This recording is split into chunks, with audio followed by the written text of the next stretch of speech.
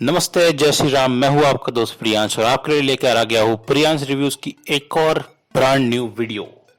और आज की इस वीडियो में हम करने जा रहे हैं वांडा विजन एपिसोड 3 का काइंड ऑफ रिव्यू कह सकते हो।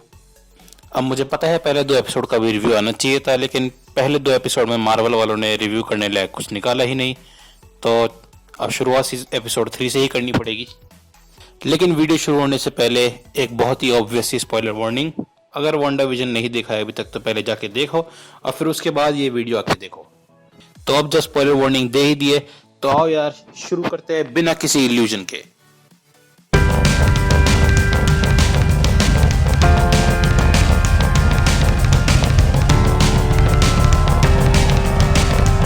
तो वीडियो शुरू करने से पहले एक बार डिस्कस कर लेते हैं कि एपिसोड में अभी तक हमको क्या क्या देखने को मिला है।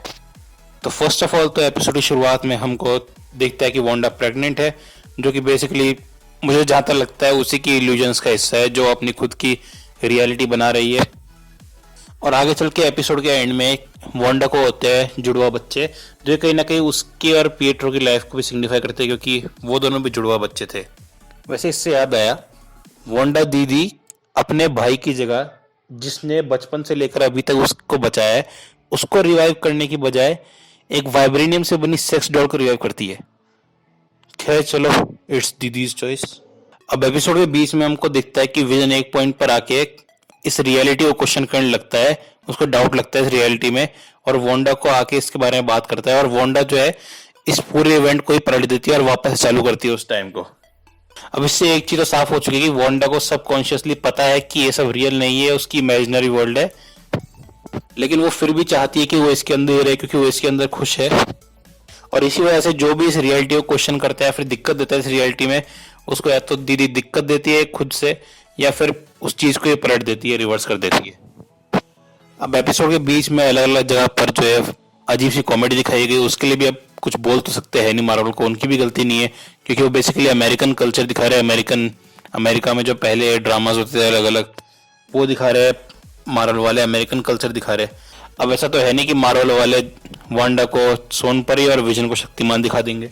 अब यहाँ तक तो सब कुछ सही चल रहा होता है, लेकिन दिक्कत शुरू होती है एपिसोड के एंड में, जब ये दीदी, जिनका शायद नाम मोनिका रैम्बो है, पता नहीं कुछ और भी हो सकता है, ये दीदी जो है वांडा के सामने अल्ट्रॉन का नाम ले लेती है और वांडा दीदी का दिमाग खराब हो जाता है। और वांडा दीदी मोनिका को अपनी रियलिटी से बाहर भगा देती है, उनको बाहर फेंक देती है, और यहां से फिर प्लॉट ट्विस्ट चालू होता है।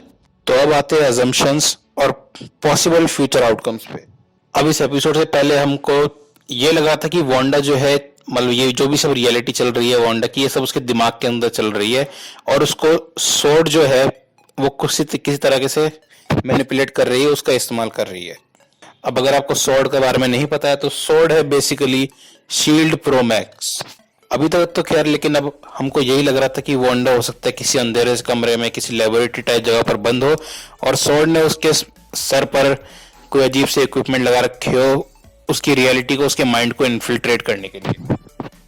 लेकिन अब इस एपिसोड की एंडिंग जिस सीन के साथ हुई है, उसको देखकर ये लग रहा है कि ये सब जो है सही में असली में हो रहा है। अब मुझे जो लगता है, जो पॉसिबिलिटी रह सकती है यहाँ पर, वो मैं आपको बताने जा रहा हूँ। तो जहां तक मुझे लगता है कि सोर्ड की यहाँ पर कोई फैसिलिटी है जहां पर उन्होंने एक, आप कह सकते हैं, टाउन सा बना रखा है, और उसके अंदर वांडा जो है खुद की इमेजिनेशन से एक रियलिटी बना रही है।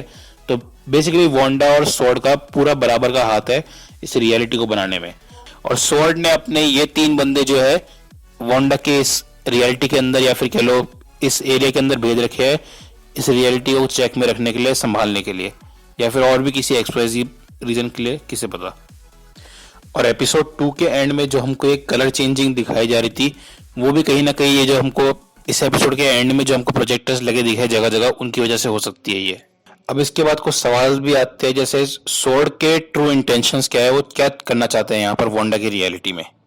अब कॉमिक्स में तो बेसिकली सोर्ड जो है एक हीरो की साइड वाली ऑर्गेनाइजेशन है, एक अच्छी ऑर्गेनाइजेशन है, लेकिन एमसीयू में जो हुआ है कैप्टन मार्वल और द विंटर सोल्जर में, उसके बाद तब कुछ भी कहना मुश्किल है कि कौन अच्छा है कौन बुरा है। तो कुछ भी हो सकता है सोर्ड वांडा को रिहैब दे रही हो, या फिर हो सकता है वांडा की रियलिटी मैनिपुलेटिंग पावर्स का किसी इवल पर्पस के लिए इस्तेमाल कर रही हो। एक और जो सवाल पैदा होता है कि अब वांडा को बेसिकली ये तो पता है कि ये सब इमेजिनरी है, और वांडा को हमने इस एपिसोड के एंड में ये भी देख लिया था कि वांडा ने स्वॉर्ड के सिंबल को आराम से पहचान गई थी। तो अब सवाल ये है कि वांडा को स्वॉर्ड के बारे में कितना पता है। अब एक पॉसिबिलिटी ये हो सकती है कि वांडा को सिर्फ स्वॉर्ड के बारे में पता हो कि स्वॉर्ड की नाम की एक ऑर्गेनाइजेशन है, कि वांडा काफी टाइम तक हाइड्रा के साथ रही थी, तो हो सकता है उसने जिक्र सुना हो स्वॉर्ड का। या फिर एक पॉसिबिलिटी ये भी हो सकती है कि वांडा को पूरी तरह से पता है कि स्वॉर्ड जो है उसके साथ मिलकर इस रियलिटी को चला रही है, वांडा के साथ मिलकर। अब दोनों में से क्या सच्चाई है वो तो हमको आगे वाले एपिसोड में पता चल पाएगा।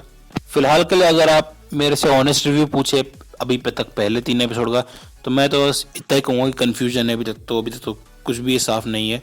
कुछ भी हो सकता है, आगे चल के सीरीज बहुत अच्छी जा सकती है या फिर बहुत खराब भी जा सकती है सीरीज। फिलहाल के लिए तो पूरा कन्फ्यूजन है। खैर, आपकी क्या थॉट्स है वांडा विजन को लेके, कैसे लगे आपको अभी तक के पहले 3 एपिसोड? आपको क्या लगता है कि ये सीरीज कहाँ पर जाएगी, या फिर आपकी कोई पॉसिबल फैन थ्योरीज, वो मुझे कमेंट करके नीचे कमेंट सेक्शन में जरूर बताएं। वीडियो पसंद आया तो वीडियो को लाइक कर दे और चैनल को सब्सक्राइब करके नोटिफिकेशन बेल को ऑन कर ले आगे आने वाली ऐसी सेम वीडियोस के लिए।